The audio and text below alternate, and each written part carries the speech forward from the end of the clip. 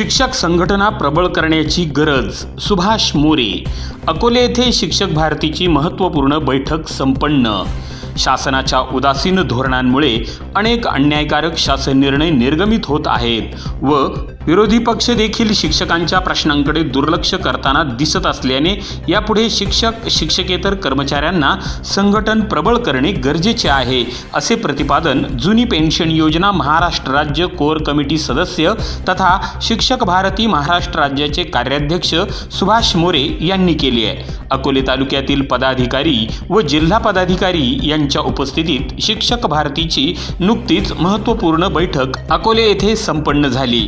आमदार कपिल पाटील विधानसभेत अनेक ज्वलंत प्रश्न उपस्थित करून ते सोडवले जायचे, परंतु सद्यस्थितीत संच मान्यता शासन निर्णय अद्यापही मागे घेण्यात आलेला नाही. टप्पा अनुदान मिळालेले नाही. विविध पेन्शन योजनेचा सावळा गोंधळ, DCPS, NPS असे अनेक पेन्शन प्रकार शासनाने आणल्याने कर्मचाऱ्यांमध्ये मोठी संभ्रमावस्था निर्माण झाली आहे.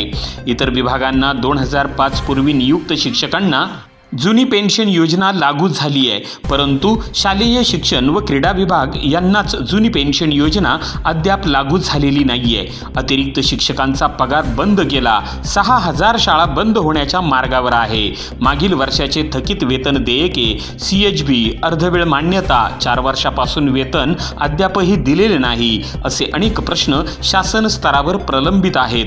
त्यामुळे आगामी काळात शिक्षकांना संघटन प्रबळ करण्याची गरज आहे, अन्यथा अनेक संकटांना सामोरे जावे लागेल. सदर बैठकीत पुणे विभाग कार्याध्यक्ष महेश पाडेकर, जिल्हा संघटक चंद्रशेखर हासे, माध्यमिक विभागाचे कोषाध्यक्ष सोमनाथ बोंतले, माध्यमिक विभागाचे तालुकाध्यक्ष संजय पवार, कार्याध्यक्ष गणपत धुमाळ, दत्तात्रय घुले, प्रवीण मालुंजकर, विजयजी पांडे, बळीराम फरगडे, वाघमारे, संतोष वाकचौरे, संदीप महाडदेव, विकास आवारी, सुरेश वाकचौरे, आनंद चौधरी आदी पदाधिकारी मोठ्या संख्येने उपस्थित होते.